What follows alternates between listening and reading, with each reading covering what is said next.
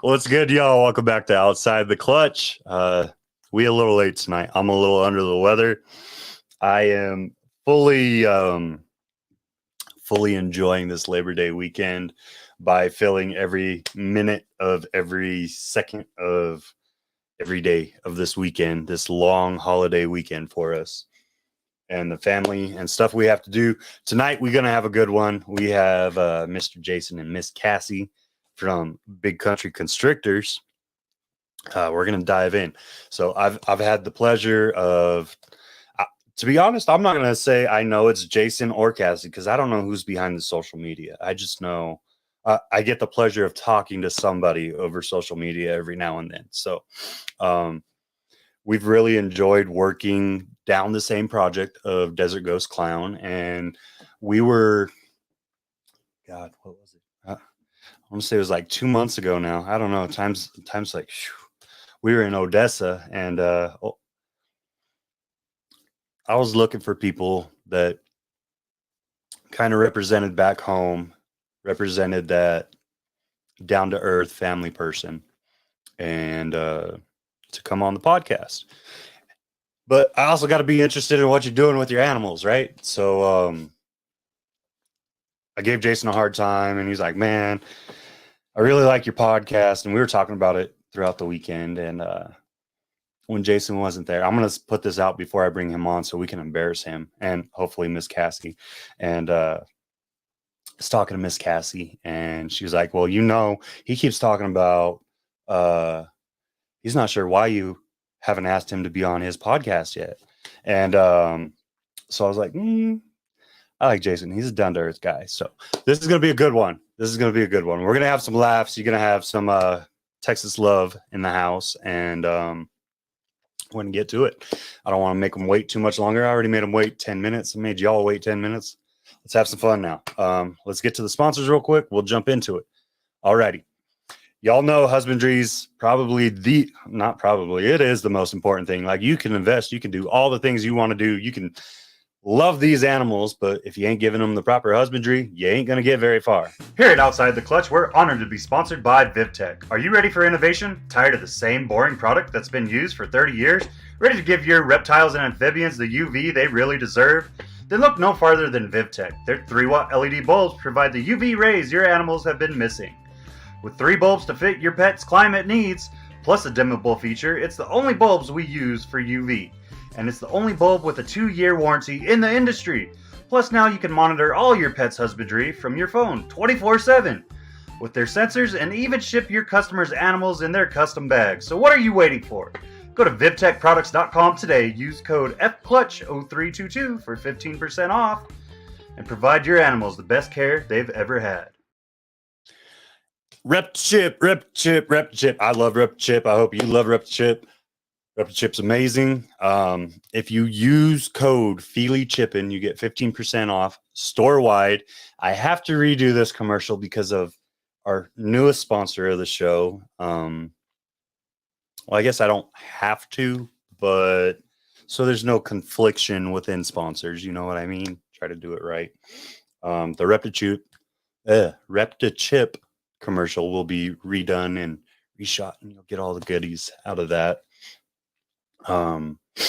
Show me snake shows. Mickey is going crazy right now. I don't know what's wrong with him. He's trying to add even more shows than he already does. Dude puts on 2 to 3 shows a weekend, it seems like. And they're just becoming more and more. They're growing. They're getting bigger and bigger. If you are ready to check out a Show Me Snake show, hey, you can check out Springfield, Massachusetts next weekend. You can also check out Orlando, Florida, and St. Louis, Missouri. If Orlando's too far for you, but you're in the Florida area, hey, go check out Tampa, Florida. That's the following weekend on the 16th, and on the 23rd, you can find them in Huntsville, Alabama, or Columbia, Missouri. I'm sorry, I'm all over the place right now. And finally, our newest sponsor. This is a huge one for me. I very much believe near and dear to my heart that when people treat you right and take care of you, you got to do the right thing and you got to stick by them and give them the opportunity, right? Ship Your Reptiles is an amazing company. It's one of the oldest companies as far as shipping in the industry. I know a lot of people throw a lot of different codes at you for shipping, but I've been with Ship Your Reptiles for 5 years now, and they've never done me wrong. I get an extra discount every year for loyalty. And if you use code Feelies15, you get 15% off your either your first shipment or your first reshipment with the company. And hey, I'd just like to bring you back to the OGs, Team Green. Go check them out. Let Miss Susie know when you talk to them that you heard it from Feely's Clutch or outside the clutch. Now that we got the sponsor spots out of the way, let's get these lovely people out. Let's get to it. You ain't here for me, you're here for fun. Let's get Mr. Jason and Miss Cassie from Big Country Constrictors. Let's get it.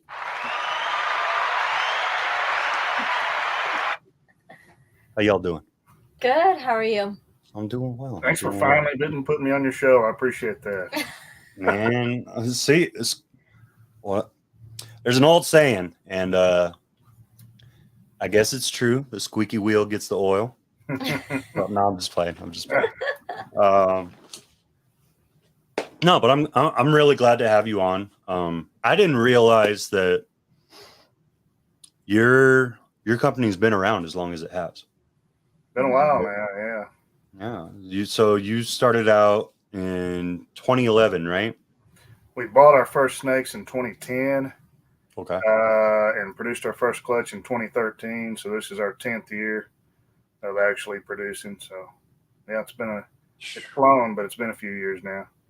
Yeah, absolutely. So tell us kind of what got you into snakes, or like where the idea of this hobby came from, and a little bit of y'all's backstory to give us an idea of who you are. Because I introduced you as the down home Texas country folk. So we want to get to know you besides just your brand. Yeah, we're both small town people. Really small. The town we live in right now has 300 people in it. So that's kind of where we've been our whole lives. I actually started out, got the idea of snakes. My first job, or a job I had in college, was at a nature center. Before that, and like everybody else, I knew snakes, kind of an arm length type deal, you know.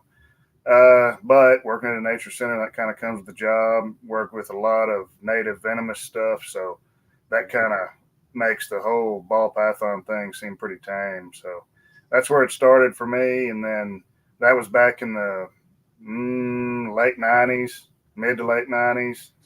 And then, of course, I took some time off, had kids and growing them up and everything. And then in 2010, got back into it. So in college, you had a few snakes, though, didn't you? What were they? Corn snakes? I had everything in college. I had an apartment and had a closet and had just whatever. I used to go up to, I can't remember, it's Texas Reptile Expo maybe, in Dallas or somewhere. I went to college in San Angelo. And so when that show went on, I'd hop in my car and drive up there and spend every dollar I had on snakes. Had no idea what I was doing, just buying, hauling back home. So, yeah, corn snakes, king snakes, ball python or two. Back then, the quote designer ball pythons were way out of my price range, so it wasn't on my radar back then. So they're pretty to look at, but I think it was albino maybe, and pied probably back then. So yeah, and then I came in the picture around 2016, 2017, something like that. So I'm starting my 8th year in all of this. So still learning, but I've learned a lot in what feels like a short amount of time because it just flies by. I think the big thing for us is when we got together, it was more of a hobby for him. And so I think that's why people don't recognize that he's been in it for so long. And we spent a few years, and then it kind of transitioned from like, you love this. We spend a lot of time with it if you love it. And we spend so much time, like it's time to really start investing in it. And so that's when things kind of changed for us. I can tell you it does change when I think maybe a lot of people experience a spouse that is not into it like you are, and why are you spending the money? If you have someone that tells you to spend the money, yeah, It gets in trouble real quick, huh? Then, yeah. I'm a big time animal lover. I'm not going to say snakes were so much on my radar until him, but, just kind of went with it and just supporting each other and jumping in because we know that I have a lot of wild aspirations as well. So she does horses and pigs and horses and horses. Horses. Yeah. Oh, lots of things. And you're brave. You're a brave man. Yeah, I like. I've heard a rumor, and I'm not going to say that Miss Cassie is going to be the epitome of this rumor, but I've heard a rumor: if a girl likes a horse, you got to watch out. Oh, I have heard if that. they're horse ladies, you got to watch out because they're all horse ladies are a little bit crazy. I mean, you got to be a little spicy, right? That's a good word for it. So, when you jumped into it, what was your idea, Cassie? Like when he showed you, hey, this is what I really like. Okay. What was your initial thought? I really love to tell this one story because he was showing me the different snakes and we're looking. And I think at this point, when I picked out my favorite snake, he knew I was a winner. He's like, yep, this is the one, because I chose his visual DG het clown female. And this was many years ago before it was so hyped up on. So when I keyed in on that one and that was the one, he's like, oh yeah, she knows her stuff. She can go high dollar. She does the same thing with horses. She does the same thing when you go to a restaurant and what do you want? And it's the ribeye, $75 steak right there. The big ribeye. So as every good Texas woman does. There you go. I get to feel that on my end too. Don't worry, Jason. I feel you. And it's exciting to really dig into some really neat things. And I like where he's gone with it, where we stay a lot smaller, but we're really trying to produce a lot of quality. I don't think it would be as fun for me if we were doing a lot of quantity, because we do both still have full-time jobs, a few other hobbies. His two daughters keep us busy still, even though they're in college and one has graduated. So that way we're able to still manage everything and have fun with it. That's awesome. So let's kind of jump into that day to day, right? Before we go into the collection and all the stuff that y'all do. What's each of your day to days? We're still dating, so we don't live together, but fortunately I live diagonal, so I am still very, very close. So he handles most of the everyday tasks, aside from I help out with different things. I used to, when we first started dating, the first few years, full blown helped him clean rats every time. It didn't matter if he wanted to clean rats at 5 a.m. or at nighttime. Hang on. Years ago. And he had the tiniest space. So we both could not pass each other in there. So one would have to get out for the other one to move. It was a lot. It was hot. It was a lot, but it was definitely love. So then, kind of like they say, you learn a lot when you work cattle together. You learn a lot when you clean rats together. And so then I retired from the rat cleaning after a few years. He handled it. And now that we have a rat or a rodent building, now I've come back into the picture and there's room for me to help out and handle a lot of that with him. Cleaning rats in a small space is like working cows or something. It's just not ideal, it's just not. So I will say this, her primary job here, and the one she never misses, all the snakes we post on Instagram, all the new hatchlings, she cuts every egg that comes through here. She sees them all first before I do. So that's her job. She's good at it, and she's gotten good at identifying stuff in the egg and stuff like that. So she's our cutter there. So I'm better at identifying. Yeah, probably. Yeah. Everything's a DJ clown to me. Who's the communications? Who are we talking? Okay. Unless if I'm on the Big Country Instagram, I will identify it as myself so that people know. And nowadays, ever so often, I'll message someone off of my personal account, but I always start with, hey, it's Cassie. I'm with Jason and Big Country Constrictors, so that they make that connection since it's my personal. Nice. Okay. I think sometimes they're like, why is she messaging me instead of him? I'm like, because I got a question. I want to know. Yeah. And how many clutches do you guys kind of do? Because you said you like to keep it dialed in now. You like to keep it small and manageable. So what's the overall range of the collection and like the clutches that you shoot for per year? Because everyone kind of differentiates a little bit. Yeah, we make 10 or 12 a year, not many at all compared to a lot of people. Yeah. I'm in a 10 by 12 room, and so that's not ideal as far as space goes, but it sure helps you decide, you got to think about things. You can't keep everything, because we've gotten to the point where, most of our clutches have the potential to make something that we really want to keep. And so you just got to plan and think and do all that. So we've hatched out, I think we're on clutch 9 or 10. We just shut out. And I think I'm going to have 3 more. I've got 2 I'm waiting to lay, 1 just ovulated. So it's going to be 12, 13, something like that this year. I know exactly where you're at then. That's right where I am, and I'm in a 10 by 11 right now, and I'm just like, and one half of the room's covered by a retic enclosure. Oh wow! You can't see it, so Yeah. I'm doing everything on one side of the room right now. Yeah, and it's just like working a jigsaw puzzle, trying to get everything in here that you need. So absolutely. And how many breeders do you guys go through? Or like, how do you have your setup? This rack behind me here, this is a 50-40. Okay. I really, really like that rack. I like to breed out of it if I can. This rack's got probably these green tags up here are ones that have already laid this year or are fixing to, I think.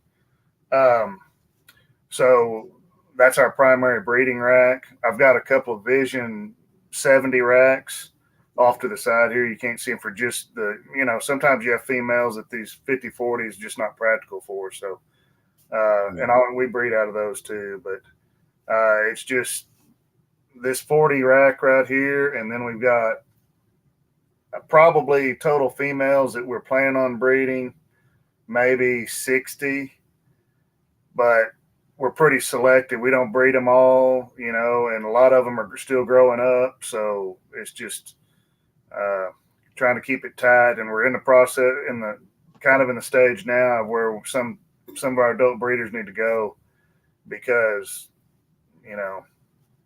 can't keep them all. Yeah. Right. And we're at the point too where they don't all fit with what we're doing. So. And that's kind of where I was going to lead you with the next question. So you led me into my next question, which is awesome. How do you kind of determine, because I know it's one of the things I struggle with, right? Like, what females, like, they're good breeders, and I know they're all good breeders, but at what point do I have to say it's time to let go, right? So how do you guys determine which ones are going to stay, which ones are going to go and find new homes, and what's kind of the rotation that y'all like to do? Yeah, for sure. Now, anything that's not, for years, I focused just on clown. And so I've hoarded, I think I've only sold 1 visual clown female ever. And I just made up my mind, I'm going to make clowns. I need the females. I'm going to keep everyone I make. So I've got a lot of visual clown females. At this point, most of what we keep is either a double het DG clown with genes in it that we don't have in the project yet, visual clown het DG, or visual DG het clown. as Or far as the last couple of seasons go. So anything that's not even Het Clown stuff's going now because it just, we've gotten either the DG or the visual version of it that's Het DG, and so we've got girls coming up that need the space. So what were you going to say? no, you went with it. And even just trying to think ahead with these females, they're not going to be ready for 2 years or so. So can we let this go now and we're going to have better stuff later on? Or is this still going to be where we want to be in 2 years? And that's just something hard to really wrap your mind around, because you're like, this is really cool now. I really love it. We worked hard for this. But in 2 years, we don't want to be waiting on this. Right. I do watch a lot. I think there's a lot of value in paying attention to people who are really good at it and learning from them.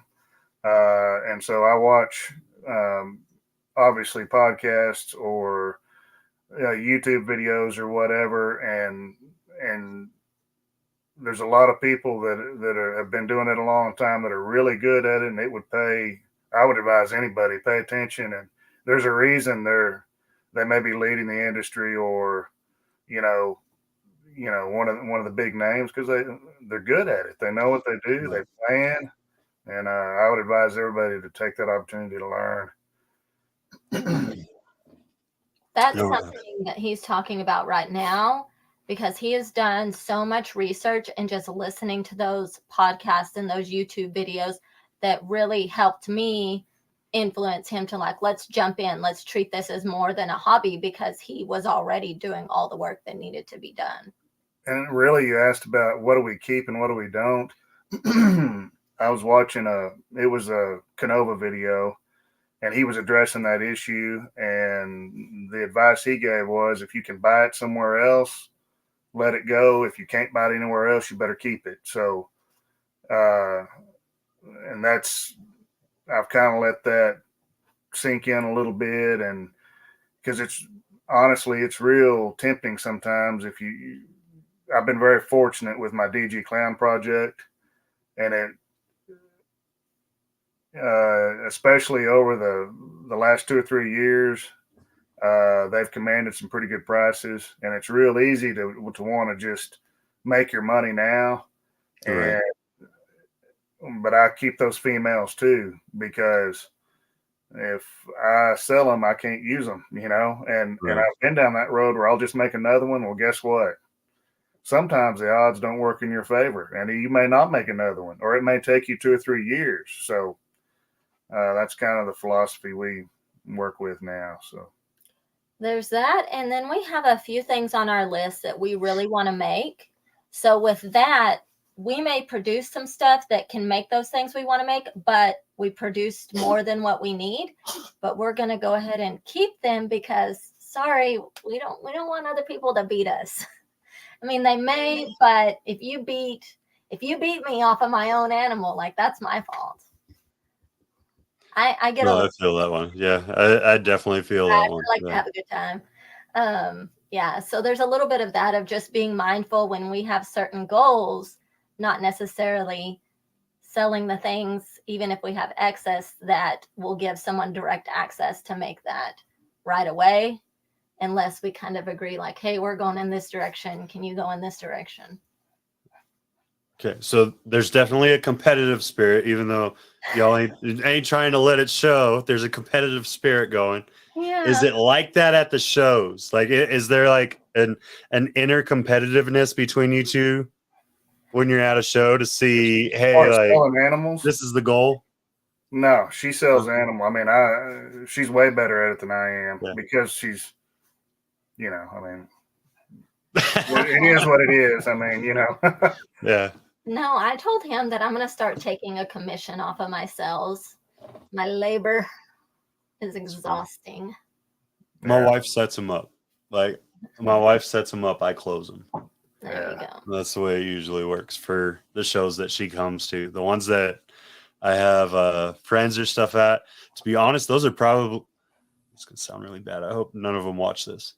Those are probably my worst shows. I love my friends, but they turn it into a playtime, and it's really hard for me, like you want to enjoy your time at the show, but you realize like I only have X amount of time in front of the customer. And like Arlington's so hard on me. Like my wife has to yell at me at Arlington. It gets bad. She's like, you haven't eaten for like 18 hours and you've only had a couple of bottles of water. Like you talking to people all day. You need to just take a second, go back there, sit down, eat something, get yourself something to drink. Cause I'll get lost and I'll keep talking to people. And then excuse me, the way Arlington flows, it seems like as soon as you're done with one, another one's right there. So Or really, for us, it comes in waves. So we'll be super busy and can't sit down, can't talk to all the people, just trying to make time for everyone and really still have meaningful conversations.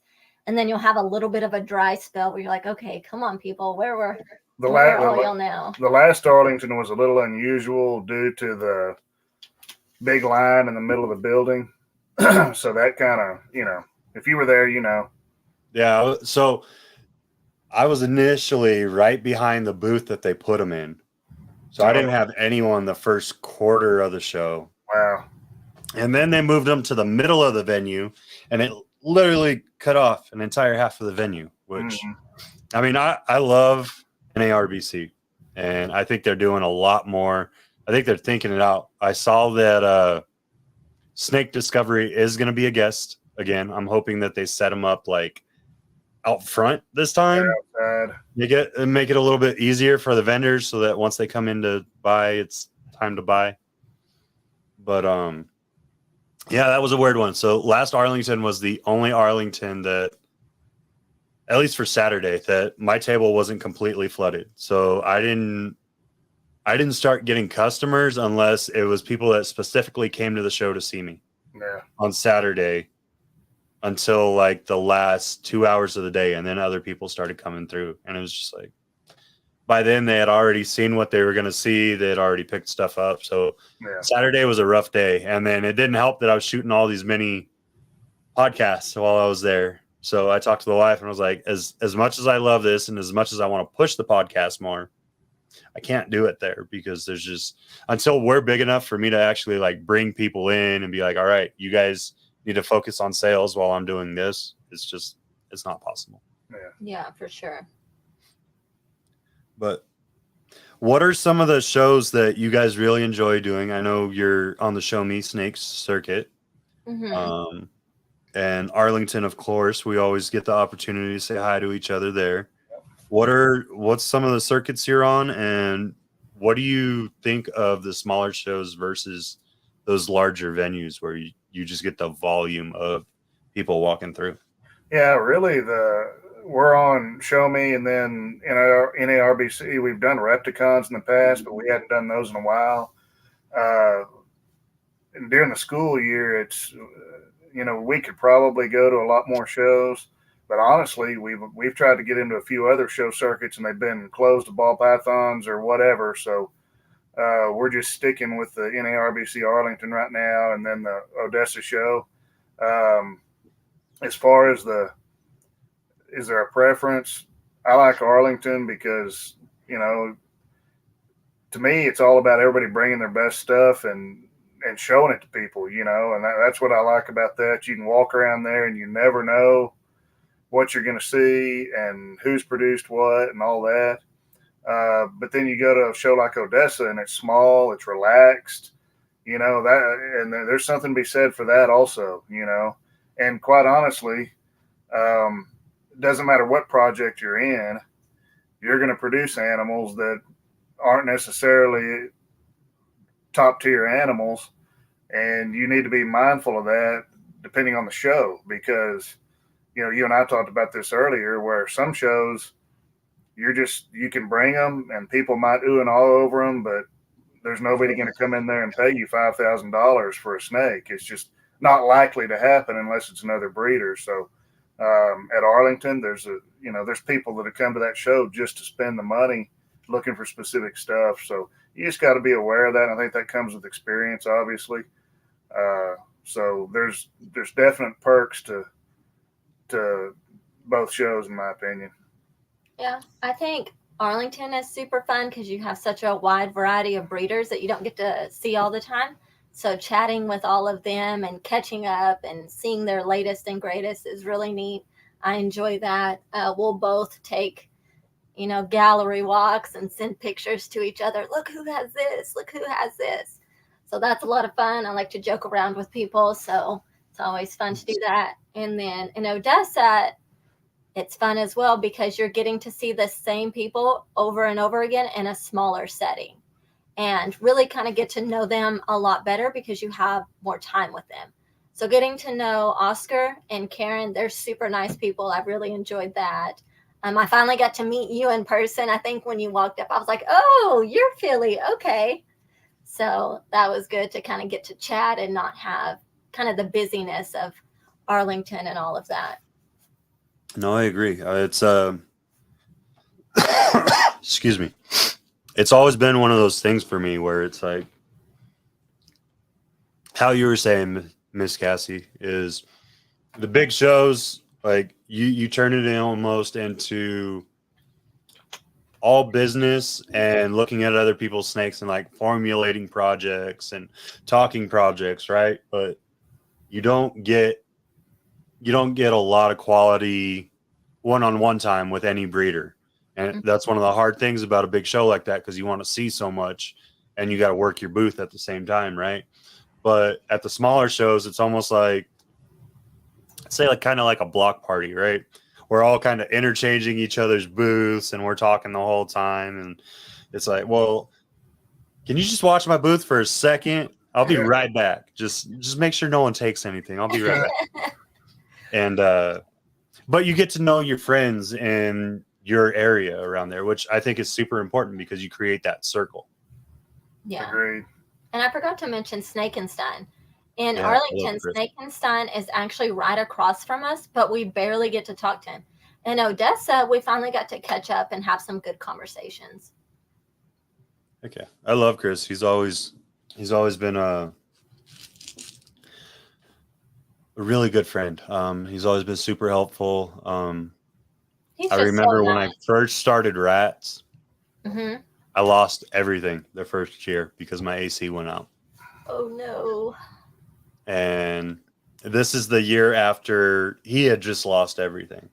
And then, so we're talking about it and I'm getting set up again.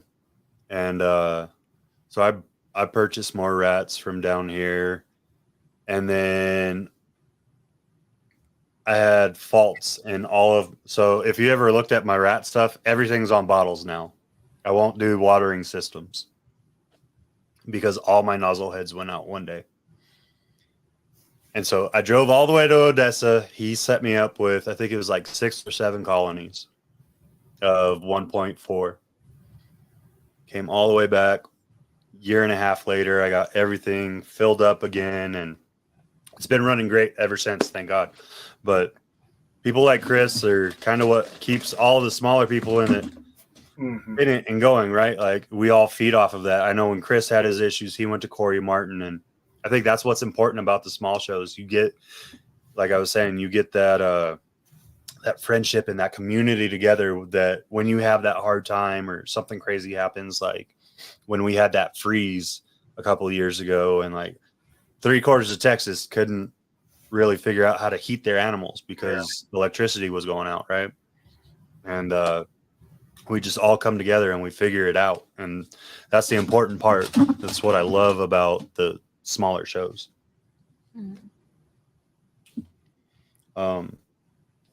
So at the 10-year point, you've obviously figured out how to move animals now, even though Miss Cassie's the one that seems to be thriving in that department. Yeah. What would you say is the difference between moving like that $100 to $200, maybe $400 or $500 animal, like that pet quality animal, versus that legitimately investment style animal, that $3,000, $4,000, $5,000+ animal? I think it's gotten morph market's great, but I think as far as the pet quality, 500 and below, that's where those small shows come in my opinion. You can sell a lot of those animals at a smaller show. As far as the higher end stuff, a lot of those, you're always talking to people. Everybody knows at least people that talk to me, I'll tell you what I'm doing. I'm not hiding anything, and so if it's a high end animal, a lot of times those things don't make it to Morph Market or don't make it to a show, or if they make it to Arlington, it's because I'm delivering it to you or something, something like that. So, yeah. The lower end animals require a lot more conversation. When you have those high end animals, people typically have done their background like, hey, I know y'all have this. I'm going to make sure y'all are legit. Like your husbandry is good. You're reputable. Your breeding's good. You have quality animals, and they're going to be ready to buy pretty quickly because they know exactly what they're looking at.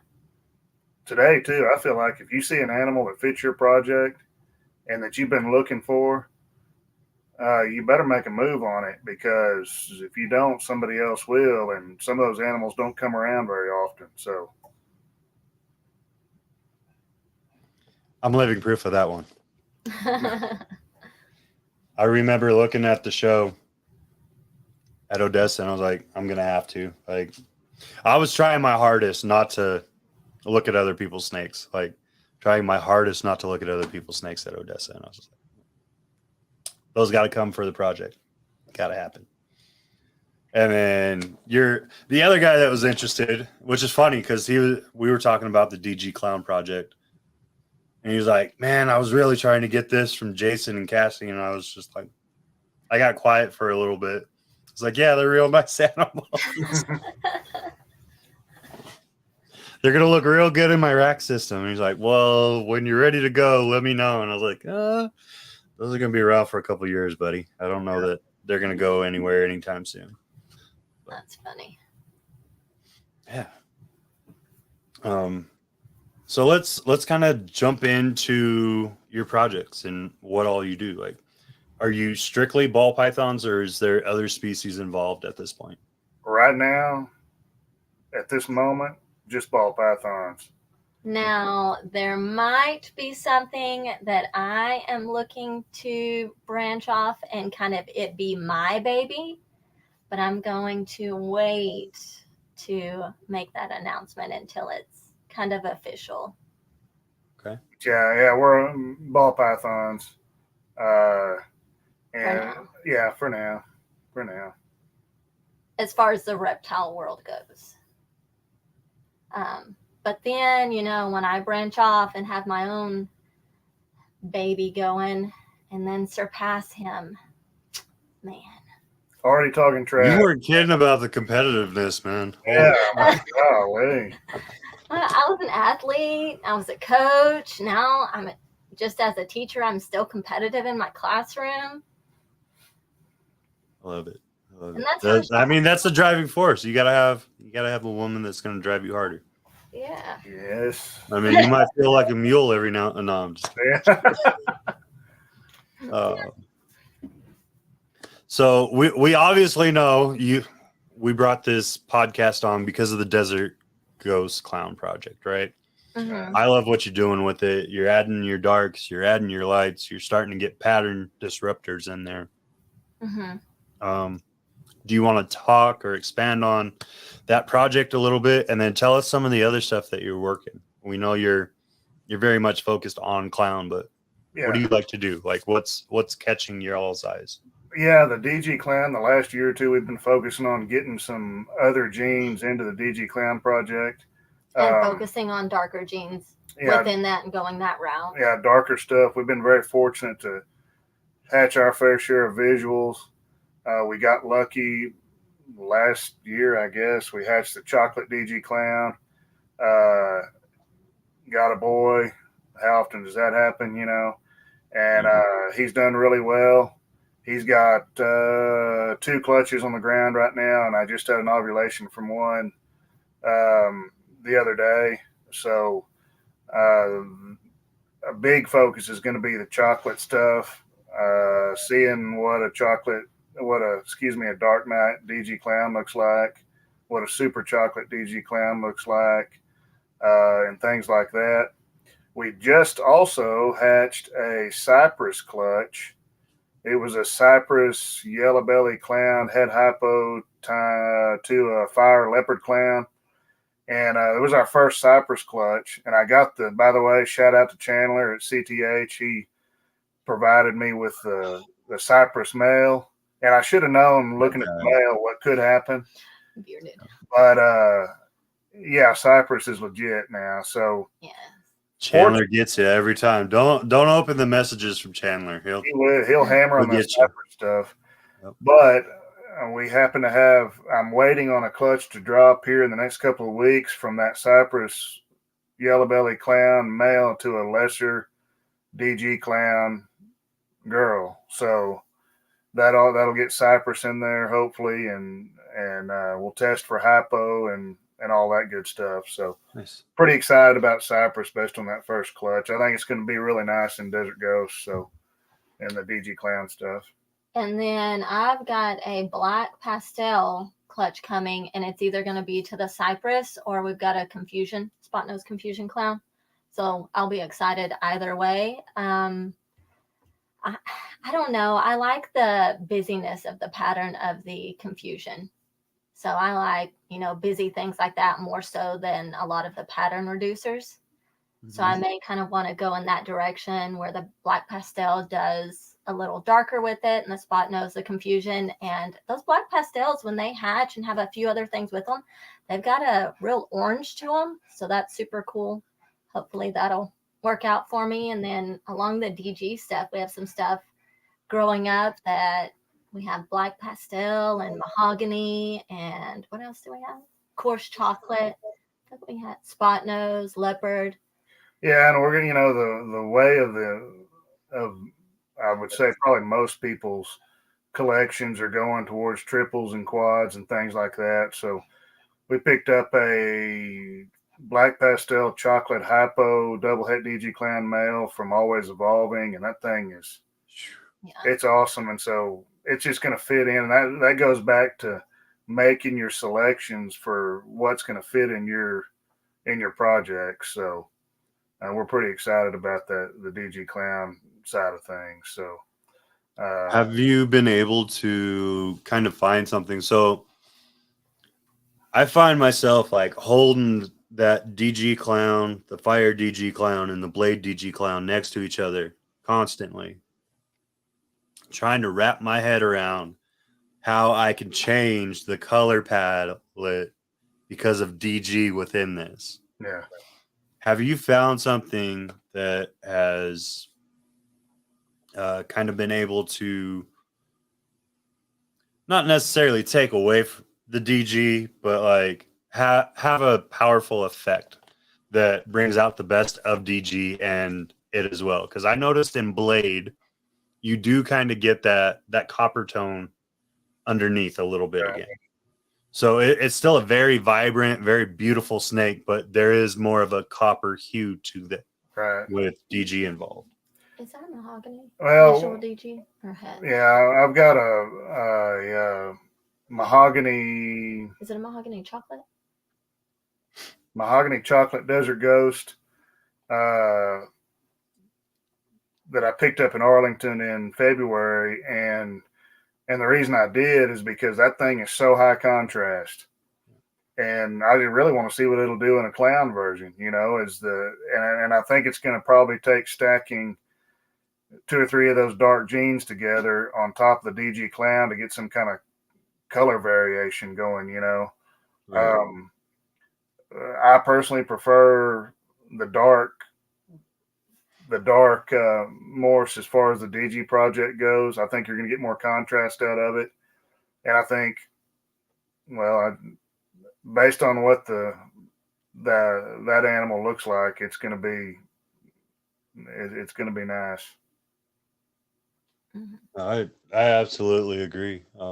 There's just something about the contrast that comes in DG, whether it's DG clown or DG anything, honestly. Yeah, I see the great contrast that comes with it, but DG seems to be very much overpowering when it comes to a color palette. It does for sure, yeah. And I see the comment here by Thomas Morse about Red Stripe. I would probably agree with that. We've got some red stripe stuff that we'll be putting into it too. So I think red stripe really pairs well with clown, so that'll go right into it. Oh, absolutely. Something we've been wanting, but we haven't found the right thing is to incorporate some redhead. So I'll be interested to see if people start going in that redhead DG clown type thing and what that really looks like. So if anybody I'm sure either Justin or Miguel are doing something with yeah. Oh yeah, I would think so. But a lot of it with the DG clown stuff it's so new, and it's just mixing stuff and see what happens. You know, nobody really knows because it hadn't been made yet. So that's that's exciting to me. You know. Yeah, absolutely. So outside of our favorite receive, what would you say? Well, we're gonna talk DG clown this whole time. I know that's all I talk about. It's not a bad thing. It's not a bad thing. What would you say is kind of like your bread and butter outside of that? Like if we said you couldn't talk about or you couldn't lay out another DG clown this year, what would you be trying to hit? I'd just wait till next year. Well, we have the confusion stuff and the Cypress stuff, so that's super exciting. Yeah, Cypress probably and confusion. But again, I got that spot nose confusion clown male specifically to add it to a Dark Knight DG clown and see what it looks like. You know, add some business to the pattern and whatnot. So hopefully we'll have some confusion clown combos that are het DG later on, maybe after the first of the year. So we'll see. And then we've added a lot of hypo stuff to our collection. So I think that kind of really mixes in well with everything else we have. So if you subtract out the DG and the clown, hypo would be our main recessive after those two. And I think that's still super exciting. And I think the hypo DG clown stuff looks really neat, especially if we can incorporate that in with those darker genes. I agree. I think once you add hypo into all of that, it kind of gives it that extra, almost a glow coming out of the snake now. Yeah. Yeah.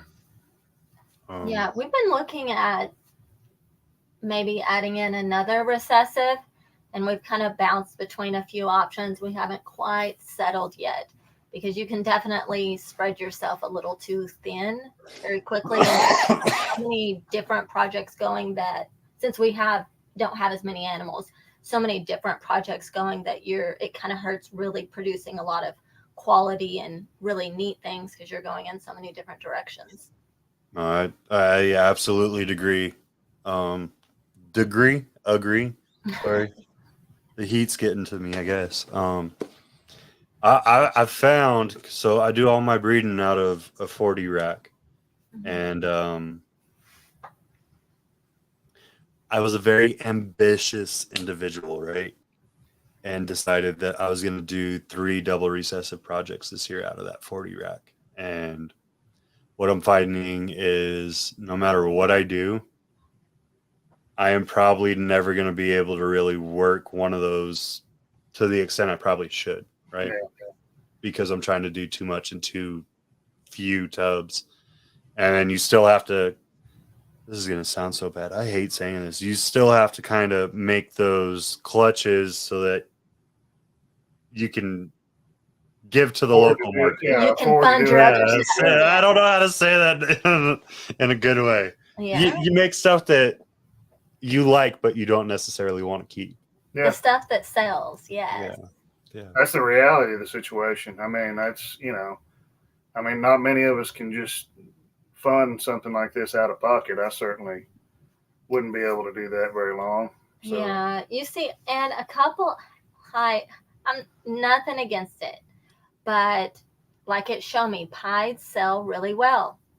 I am not a pied fan, and it's not that I don't think they're pretty. You look at them and they look very cool. It's just not the direction that I want to go in. So that's something we have to realize. It shows like all those sales we don't have a chance at, but at the same time, I don't want to be filled up with pieds. Now he has a few pied type stuff he'd like to go with, and every time he talks about it, I'm like, no, let's go in this direction. So I try to distract and redirect.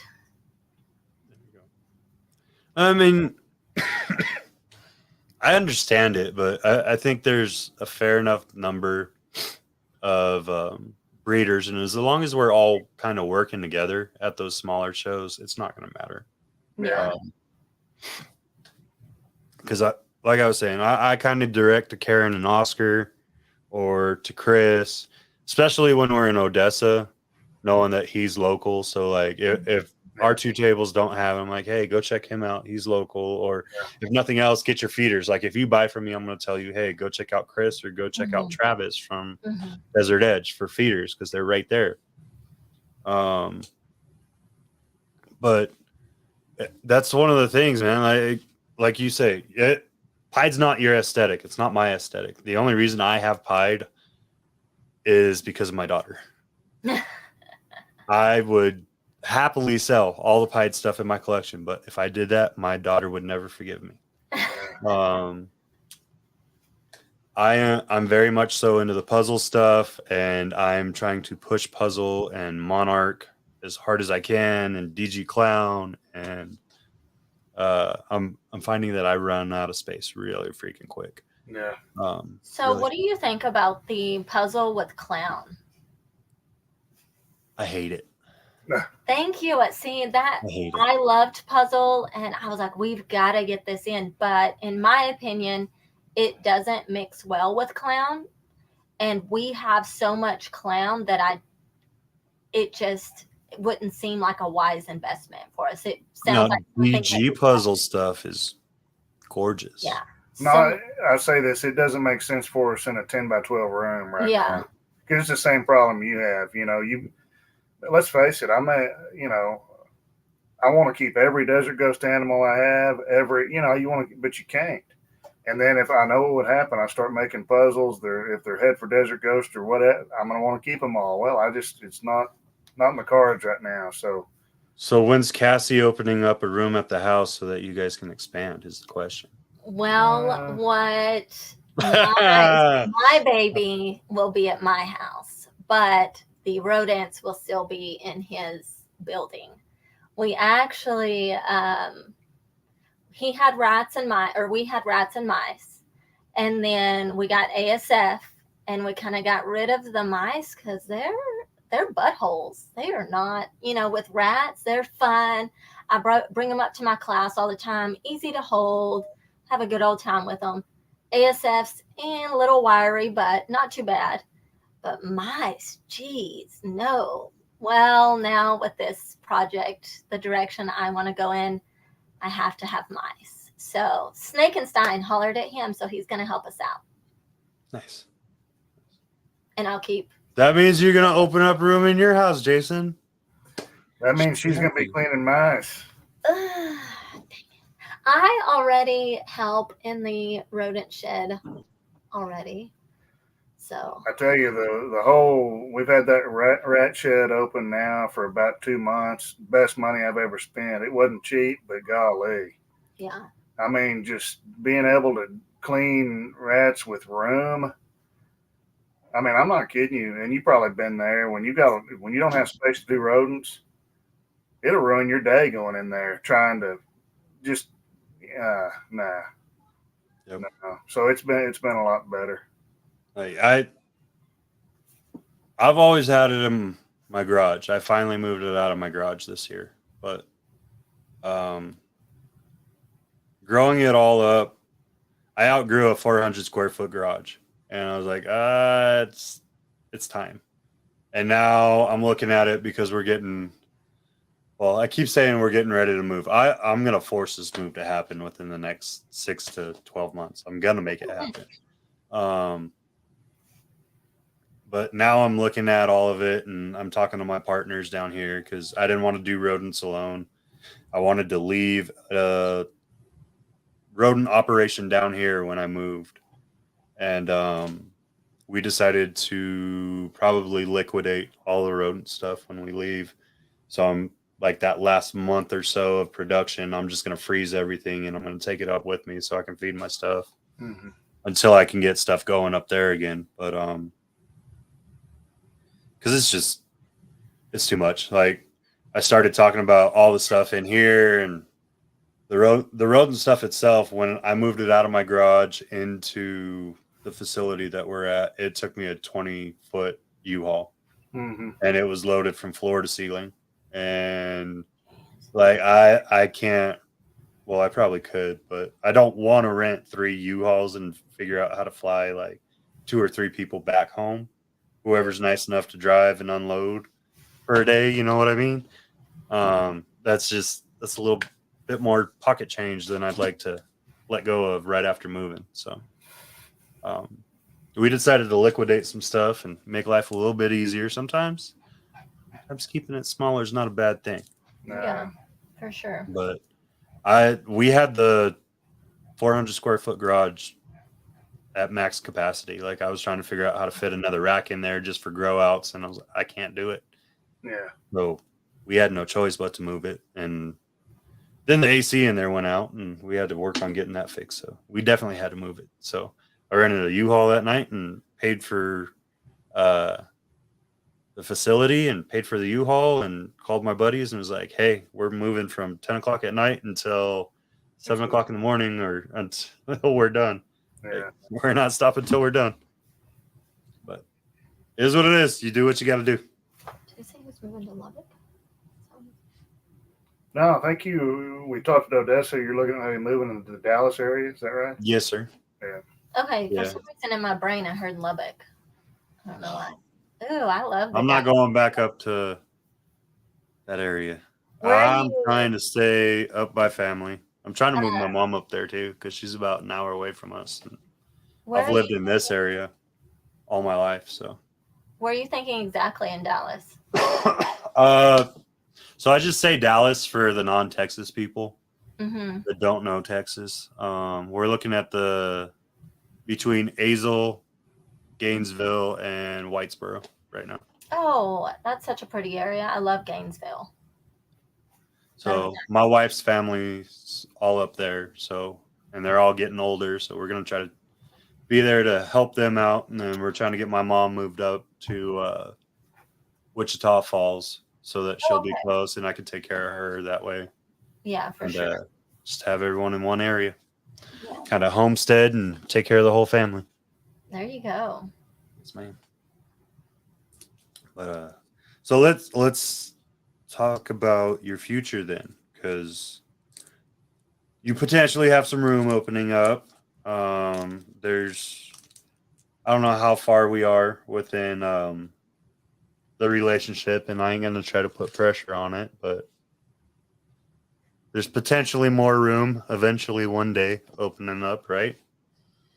Yeah. I mean, what does Beyonce say? Something about put a ring on it. If you like it, you should have put a ring on it. Do I need to do the little dance? So, yeah, I think we have a bright future. Oh, yeah. I mean, we better. I've invested some serious time and effort and lots of cooking. Jason's like, those snake prices just went up for you, John. Thank you. No, I'm just playing. I will say, though, because he does do most of the rat cleaning, but that's a lot of times in the evenings, like after school.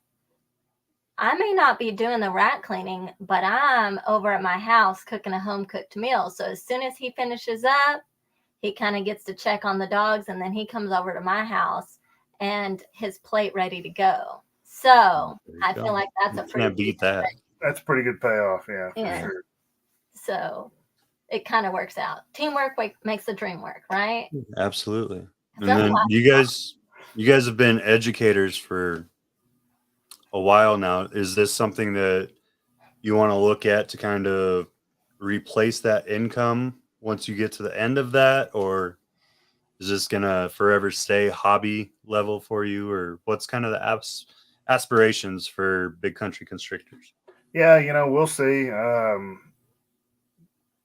Probably so. I would think once I reach retirement, I would think it's probably going to grow. I hope it does anyways.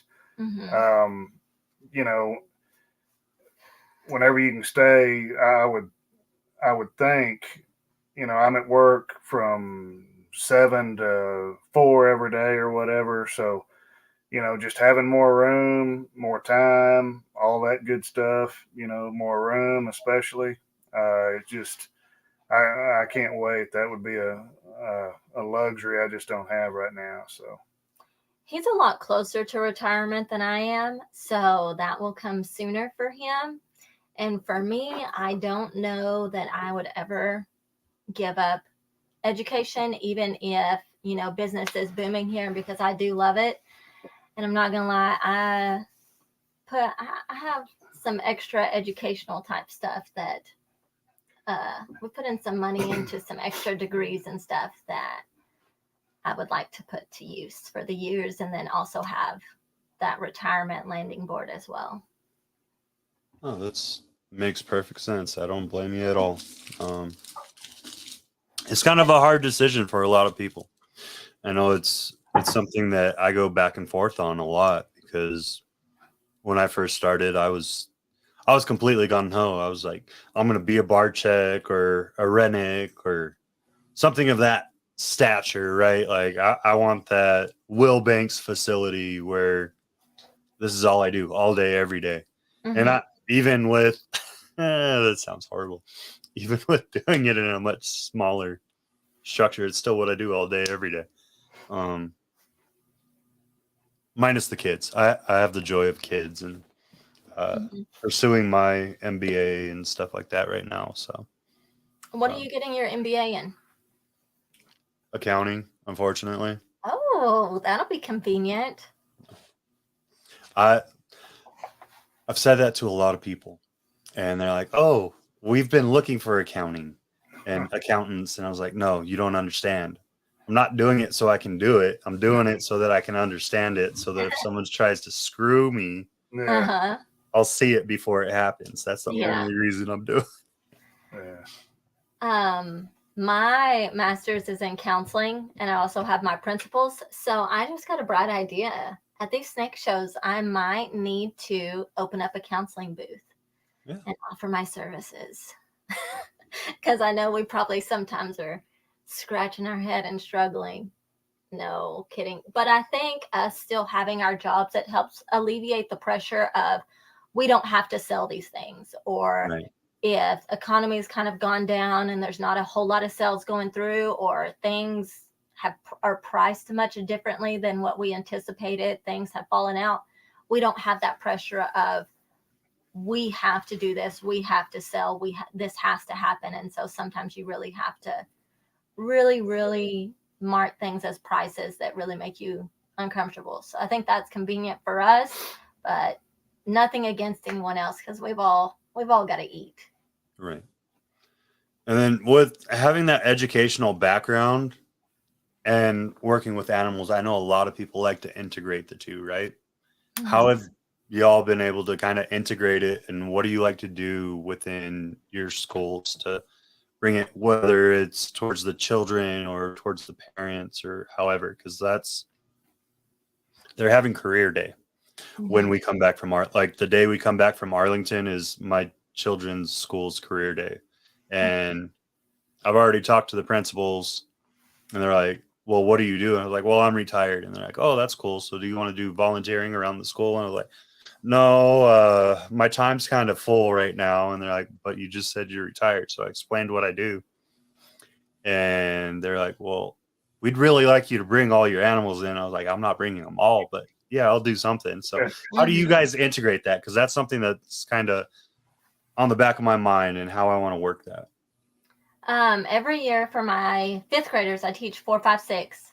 I do an animal day towards the end of the year. And I don't know if you know, in the state of Texas, we have the STAR test. Kids have to take at the end of the year. So I always do it before that. And I treat it as like the life science review. So we are talking about all the adaptations and structures and ecosystems and all of those types of things, and explaining, and the kids actually get to see those animals and how that works. So that's super fun. The kids love it. They look forward to it. I do it every year. Sometimes I'm like, oh, why did I decide to do this? Because my younger kids, they know it's coming. And so as they're moving up, they're like, we know it's coming. So there's no way for me to back out of it. Even, a little first grader. When I get to 5th grade, are you going to bring the snakes? Are you going to bring your horse? So they ask, so I can't get out of that one. And fortunately, since he's the principal, I don't know if you knew that. No, I didn't know that. Yes, he's the principal, so he can kind of go back and forth and shuttle. Wait, are you guys at the same school? Yes. I hired her. He did. Smart But man. our like I said earlier, our town's about 300 people, and I'm pre-K through 6th grade, and right now we've got about 90 students and about 8 teachers. So we can do things that certainly in a larger town it's probably not going to happen. But I was actually, for the last 10 years or so, I've been here 13 years, and for the last 10 years I taught chemistry for 7 or 8 years, and the last several years I've taught biology. I've taken clutches up and let her cut them for the biology class and things like that. So it's just, it's a small town. Everybody knows what's in this room here. It's just the way it is. So, Nope. And we've got some people around here that have snakes, pets or whatever. We supply them with rodents and things like that. So you know how that is. Yeah. And kids, you tell them about rats, same way with the parents. They're like, ew, rats. And then when we bring the baby rats, and they're just so soft and so cute. Oh, they're about it. All of them want them as pets. Some of them have gotten them as pets. I've had kids that wanted a male and a female so that they could breed them. And then it's like they took care of it. And after they bred the rats, they gave us the babies. So kind of free labor there.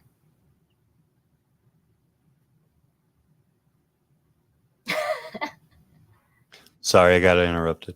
No, you should have brought them on screen. You want to say hi real quick?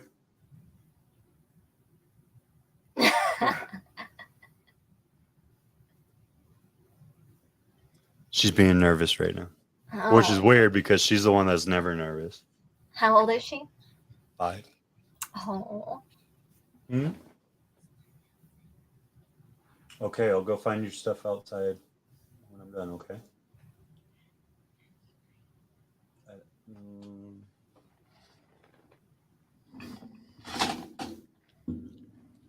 Don't blind your mom. Okay. Ow.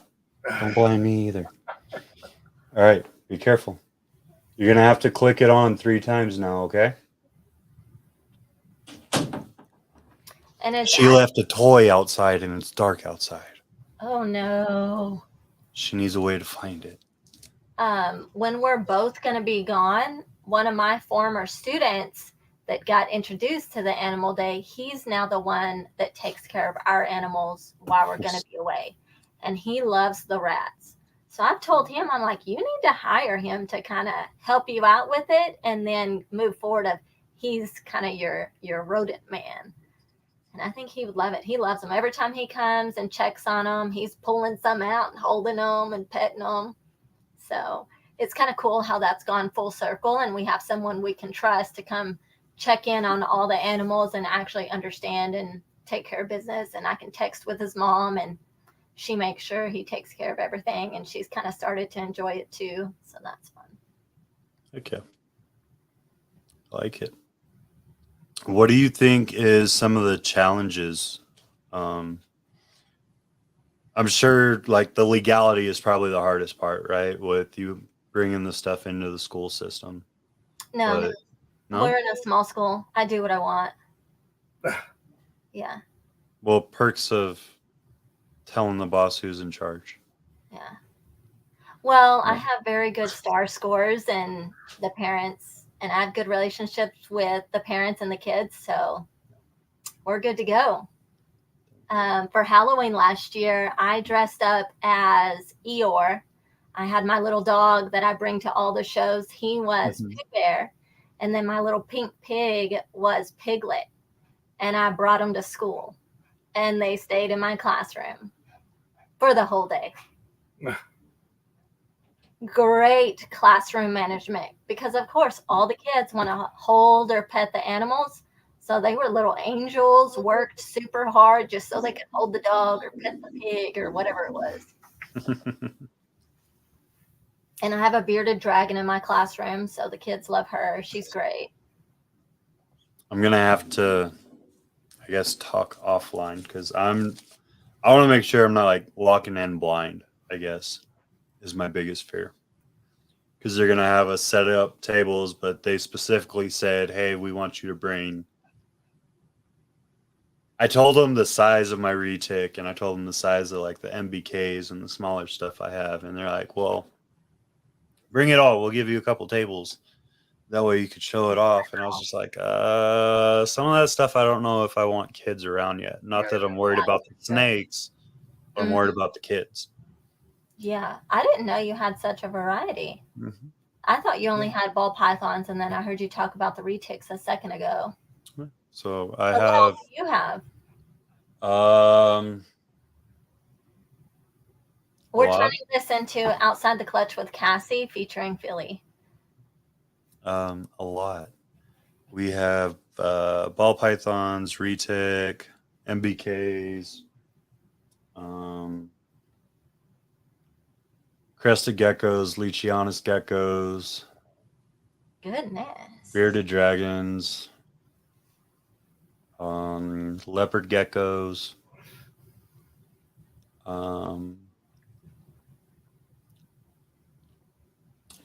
couple of tarantulas, and we had praying mantises at one point, but they have a very short lifespan. So cool. Well, someone at Big Country Constrictors might get pretty nervous around spiders, so I don't. Just in case you need to get. I don't like them. I help take care of them, but I don't like them. Oh, okay. Not my favorite thing. No. So I only have one picture with our tarantula, and our big tarantula, and I was extremely, extremely under the influence of something when my wife took that picture because I don't even like holding it most of the time. And it was around Halloween a couple of years ago, and I had her place it right on my face for a picture, and I was just like, I couldn't do it, not under the influence, to put it in nice terms. But I don't really do that anymore, so. Yeah. I don't know. I let her handle the creepy crawlies. That's her thing. Oh, awesome. Okay. She likes the bugs. I like them from afar. They don't bother me, but they're not my thing. I gotcha. Is your wife going to come to Arlington? Because I don't think I've met her. We're about 50-50 on that right now. So, because her family's so close, we always go up there. That fall, Arlington always falls on my oldest son's birthday weekend. So she's talking about staying back with the family and spending time with them because we only go up there twice a year. And so I might be at Arlington by my onesies, but most of the time she's there. This will be the first Arlington she doesn't go to if she stays with the family.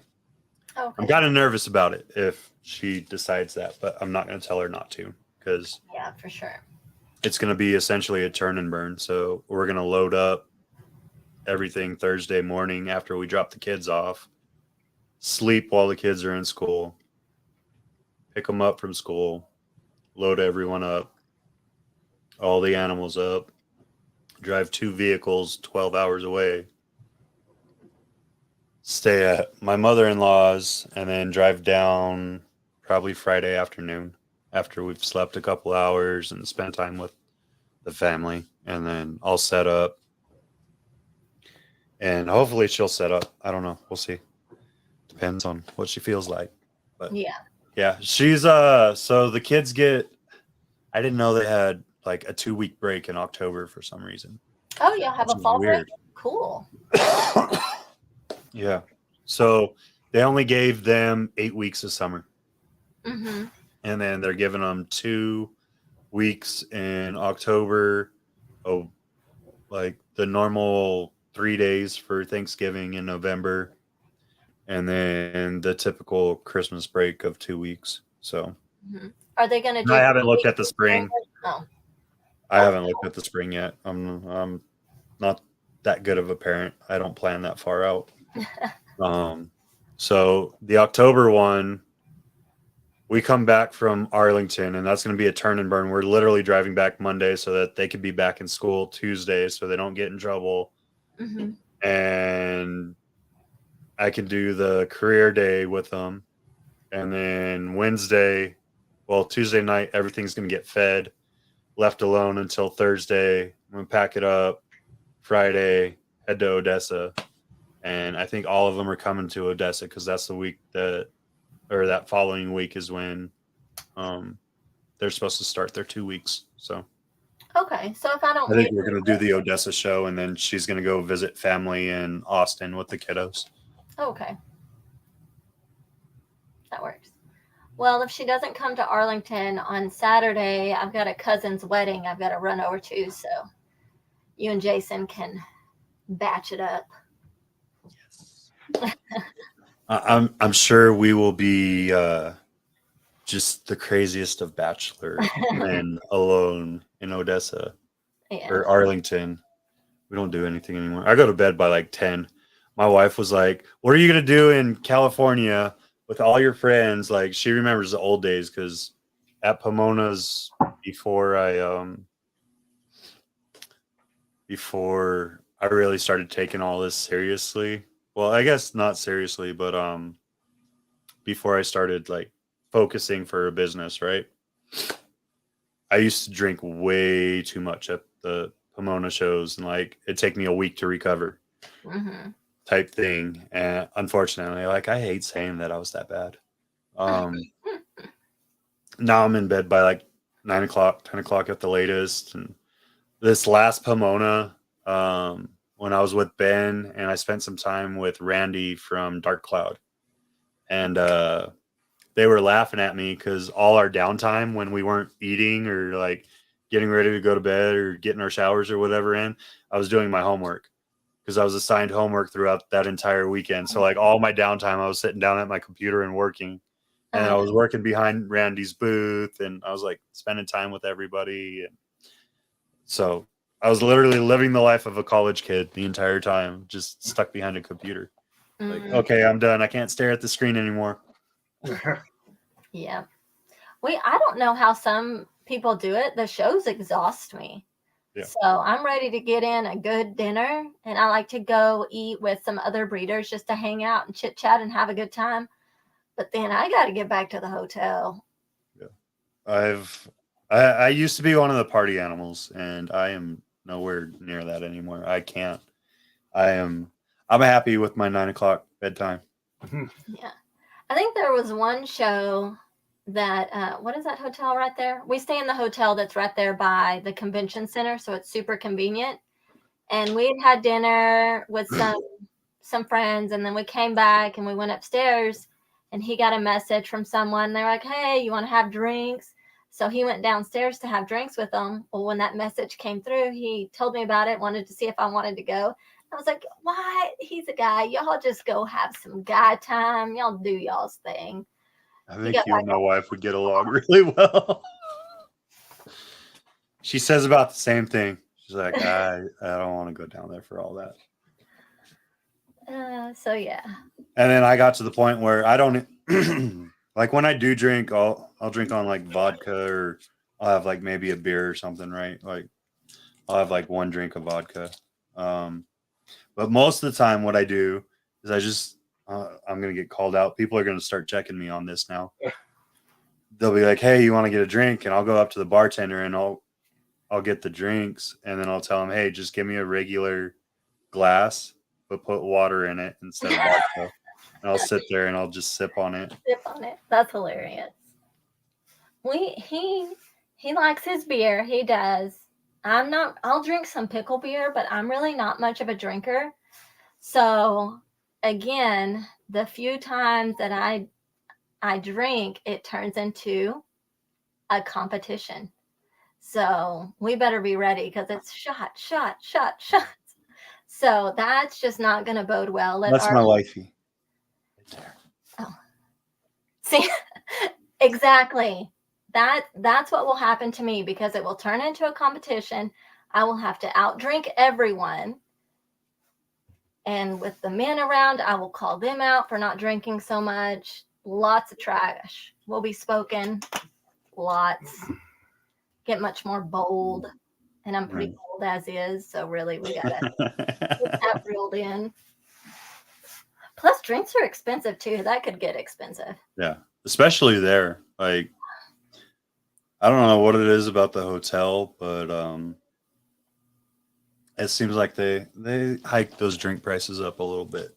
Well, they have the location between the convention center and the Rangers right there. Mm-hmm. I don't know what else is around. So, out of your time, because we're hitting that close to that 130 point, so I want to start rounding it a little bit. Out of your time that you've done stuff, what would you say is one of those standout moments that you'll probably never forget in your entire time in the community? In the ball python community? Or just snakes in general. Like, we all have like that show story or that animal that we hatched that we're just like, I can't believe that freaking happened. As far as shows go, I'll say kind of a standout time for me in particular is when we brought a lot of the DG clown type stuff to a show. And of course, you're going to get a little more recognized. And so people walking by, and I decided, I see all these other breeders talking and having a good time. All it takes is someone getting out of their comfort zone, hollering over at someone and just striking up that conversation and getting going with that. And especially if you have good stuff on your table, because otherwise sometimes if they don't know you, they'll just pass on by. And so I kind of made the decision that if I know their name, I'm going to start saying it and call them on over. So there were a handful of people that would walk by and weren't necessarily going to stop because they didn't know us. And I just said their name and really ended up having a lot of really good conversations with a lot of different people. And now I would like to say that we're friends and have a good time and now talk at all the shows and may or may not go have dinner when we're at the shows. So that's a huge moment for me because that made it just so much more fun. Absolutely. So that was big. And then probably a huge moment that we'll remember is when we hatched out the chocolate DG clown. So yeah, that's exciting. Yeah, it's always it's insane to think when you start, with just where everybody starts. You buy too many males or you do the whole thing. I've made every mistake you can make probably, and it's live and learn type thing. But then you make an animal like that, and I don't know how many of those are around, but certainly not many. And so it's kind of it's just kind of I don't know. It's just, I never thought we would be in that position, so it's cool though. We get a little nostalgic sometimes just looking back at where we were when we first got together and what this looked like and then where we are now, because so many of our hopes and what we wanted, we've gotten to all of those things. And it's even things as small as getting the fancy racks, because we didn't start out with the fancy racks. We had a couple homemade racks, and getting the fancy incubator because we started out with a cooler, a very large cooler, and it worked great. But it's just kind of a neat little milestone to have those things. And then milestones of not choking and barely being able to afford a snake that now we don't look at those type of things a lot of times to kind of, I'm trying to not make this sound bad. That's weird to say, but right. I know exactly what you mean. Yep. Like $1,000 or $2,000 male to start using, because you want powerhouse males. So going from $1,000 to $2,000 to much larger priced males to really put into everything here. So that's just super exciting to look back on and realize that we have grown and just have learned so much and a lot of tips and tricks. Was there ever like a pucker factor moment where you're like, I don't know. Like, maybe we should kind of rein back, or I don't know if I should drop this investment. But now that you look back on it, you're super glad that you did. Yeah, and it's there's a bunch of them. The spot nose confusion clown was not cheap, and it was one of those. Do you? Don't you? Sure. Yeah. The Cypress yellow belly clown. It's it's it's just one of those things. The reality of the situation is in ball pythons. If you want to make the cutting edge stuff, it costs. That's just the way it is. So the question is, if we wouldn't have been together and I basically shoved you into buying the spot nose confusion clown, would you have bit the bullet and bought him? No, there's no way. I mean, And that's a huge difference. Having a significant other that is supportive of that, realizes the potential there, that it's an investment, that it's going to take time to get a return on that investment, versus, because I know, I know some guys that don't have that support, and it can be a not very good situation for you're trying to grow a business, and it's just there's a wall there, so to speak, that it can be insurmountable at times. So it's a luxury having her here that is supportive of it for sure. And maybe bullies him a little bit sometimes with the spot nose confusion clown. He sent that to me. I was like, yes, buy it now. And then, have you bought it yet? Because I was at my house. Did you buy it yet? Have you messaged him? Did you buy it? Just not letting it go, because that is something I told him, that we either needed to get into confusion or stranger. One or the other. I wanted it to have a codom, confusion or stranger, and visual clown. And they were hard to find. What was this, a year ago? 2, maybe. Yeah, they were kind of hard to find. And so when we found one that would fit well, buy it now. Yes, I know the price sucks, but buy it now. That one, and then the one we bought from Always Evolving, he sent me a screenshot. He was a little unsure. I was like, buy it now. We have to have it. And I'm typing all the things it'll go in well with. Did you get it yet? Did you message him? Because he's one of those, when it comes time to buy, like, there's not a whole lot of conversation that needs to happen. As long as he knows you're a solid breeder, he's already ready to purchase and figuring out how he's going to pay and shipping details. So I love that.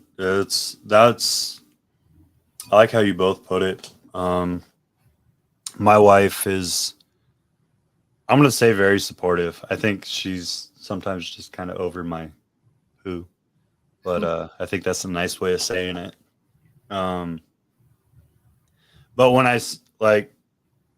when I'm going for that investment animal now, like when I got into those puzzles, I showed her and I showed what the potential is and how it's really going to pay off right away.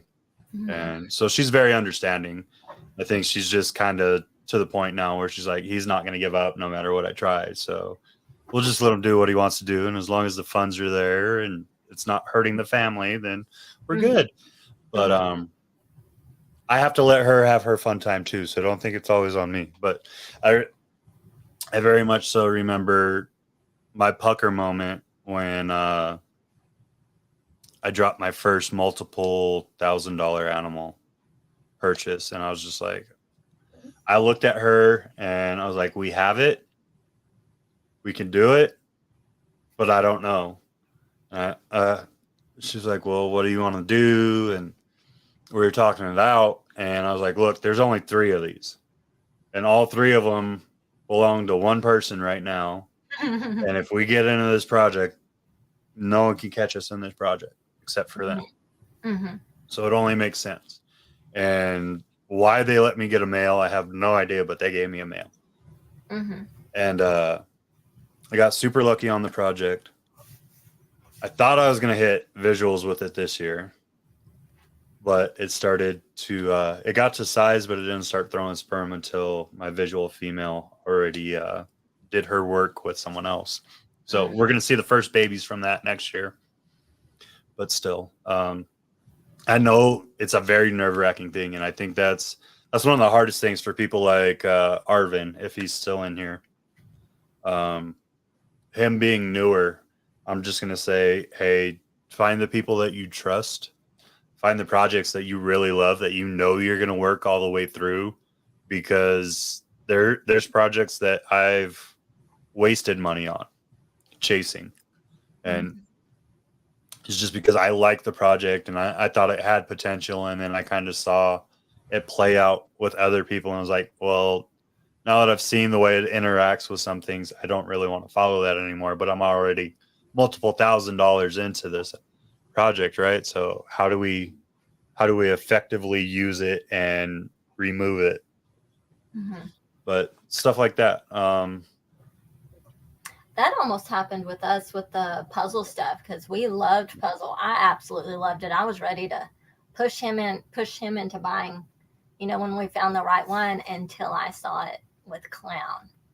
I'm like, well, you're in Hypo now, so. Well, I would do puzzle if I had the room, but it's just. I'm just saying, I got babies I could send you pictures of in, like, what's today? The 2nd, 4 days. Hypo puzzle stuff. I bet it's awesome.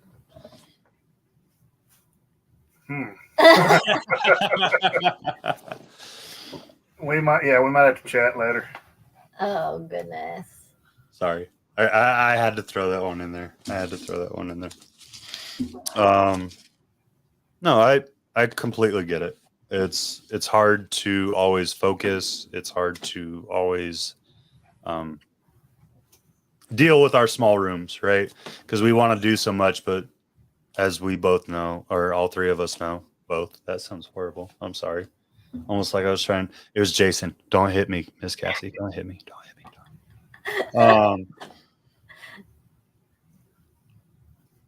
It's hard. It's hard to stay focused in such a small room. That.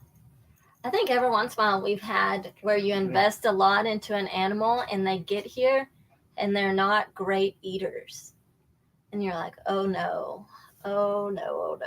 I think that's a lot of the pucker factor the first time you pay a lot of money for an animal, because let's face it, they're animals.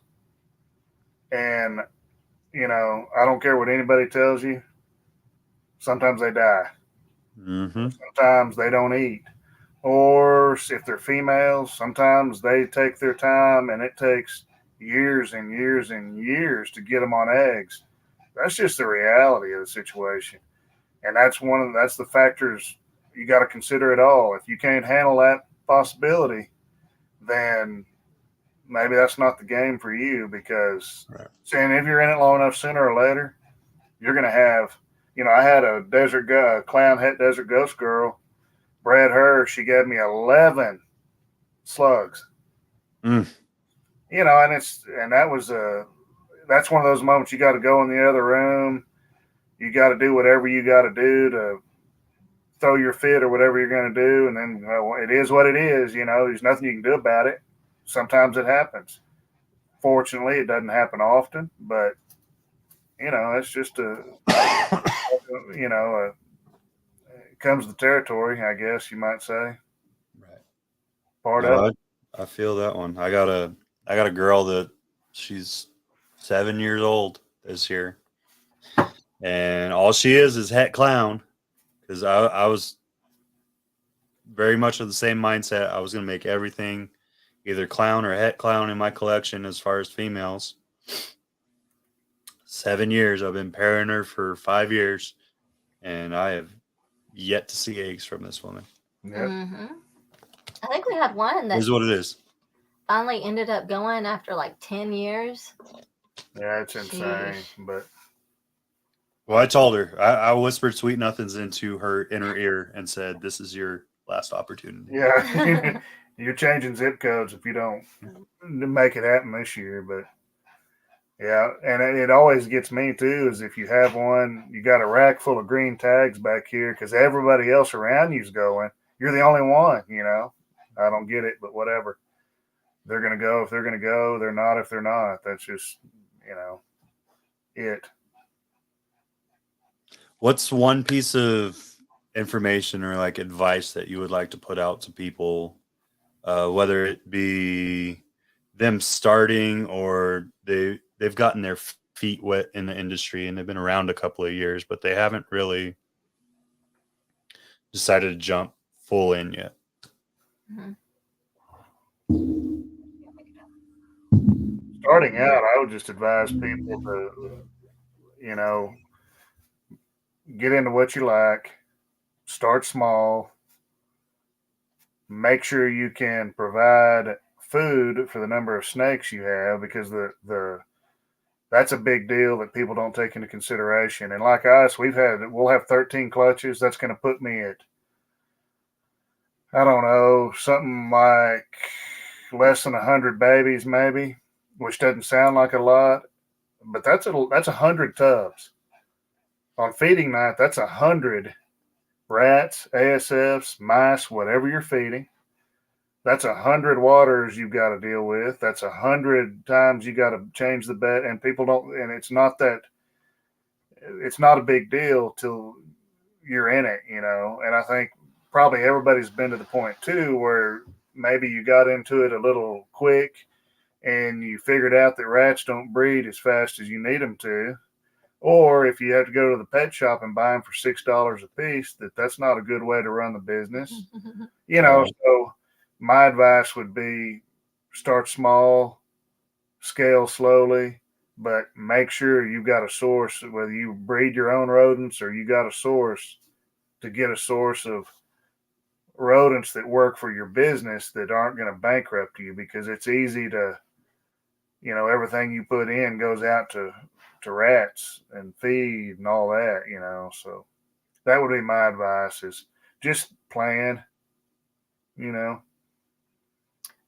Mine is similar: plan, and then even set goals. So you have things to chase after. So you're not going in a bunch of different directions. And then when you reach those goals, that's kind of like a milestone for you, an exciting time, and make new goals. So you kind of had that direction you need to go in, and do your research. There are so many breeders out there that do YouTube videos, podcasts, these things right here. Watch those and form relationships. Go out and talk to people and be real with them and just talk. And you learn so much from each other. You can help each other out. You know, even little things like both of us have talked about, sometimes something happens with your rodents. If you have friends and you've formed relationships, they're going to help you out, and you also know who to go to. A lot of times when you're friends with people, you know what projects they're doing before it comes out. They know what projects you're doing before it comes out. So whether you kind of get a first dibs type thing, or there's trading options. So when you have those, there's just so many benefits. And then just being part of a community, it makes it a lot more fun than being a lone ranger by yourself. Absolutely. For all of those that are listening, both now, if they don't already follow you, and those that will be listening in the future, how do they reach out to you? How do they follow you? How do we get to be a part of the Big Country Constrictor family? Instagram is a big deal with us. I'd follow us on Instagram, messages, email. I've got a Facebook page. I can't actually access it for some reason because of Facebook. She can though, but I would say Instagram. Instagram would be the way. Just instant message on Instagram, and then, you know, I can give cell phones. I text and all that too. So yeah, for him it's Instagram. Again, like he said, you can text him. We don't really post to the Facebook page anymore, but I still have access to it. So, you know, if you're wanting to handle business with me, you can still message on Facebook and I'll get back to you on that. And then I have my own personal Instagram as well. Nice. All righty. And do you want to put out your personal Instagram, or you just want them to shoot through Big Country Constrictors? I know I put it on my post today. Yeah, you can just click on that, or he's tagged me in a bunch of posts as well. Yeah. Awesome. Well, y'all, I hope you enjoyed this time with Jason and Cassie. I know we talked a lot of Desert Ghost Clown stuff today, so you can see where our focus is in the future right now. And I hope you enjoyed this time tonight with our lovely guests that, yeah. Or real just down to earth and educational. And I like the vibe that's going on with y'all. I look forward to seeing you in 3 weeks. Can't believe it's 3 weeks already. It's going by fast. Getting close. Yes, sir. Yes, sir. Absolutely. I'm gonna let y'all have your time. I'm gonna throw you in the back real quick and close this out. And you got anything you want to say before I send you to the green room? Thanks to everybody for who's watching. Reach out if you need anything. Come see us, and we'll be in Arlington in a few weeks. Hopefully have some cool chocolate stuff, some cypress stuff, and whatnot. Come by and see it. And then we'll be in Odessa the weekend after that, so swing by and see us. Look forward to seeing everybody. yeah, and even if you're not gonna come by or anything like that, come chat. Yeah. Have a good time. For sure. For sure. Awkward pause. Bye. Bye. Right, I'm gonna throw you in the back. I'll be there in a second. Okay. All right, y'all. I hope you enjoyed Jason and Cassie. They were freaking awesome. I can't wait to spend more time with them. Just good, down to earth people. And sometimes we forget and we get caught up in what we're doing and who we are. And sometimes that's all you need to do is get around those type of folks and bring yourself back. Next week, we are not talking ball pythons. So if you're only on this podcast for ball pythons, I am sorry. I hope you tune in. Next week, we're going to be talking Amazon tree boas. This is a species that I worked when I first got back into reptiles. It's near and dear to my heart. It's something that I've been going crazy over with Jeremy over at Brassman, and our guest next week, we have Mr. Randall. I'm going to butcher his last name. I'm going to say Paguez. I probably butchered it. I'm going to apologize to him next week for that. But Mr. Randall, and we're going to be talking all about ATBs, specifically reds and calicos, because those are that's what's sucking everybody in. So I hope you all check out that episode. And then we're going to have a special one the following week. If it gets locked in, I'll let you all know next week. Hope you enjoyed this. This has been another episode of Outside the Clutch. Y'all stay blessed. Ba-da-ba-ba.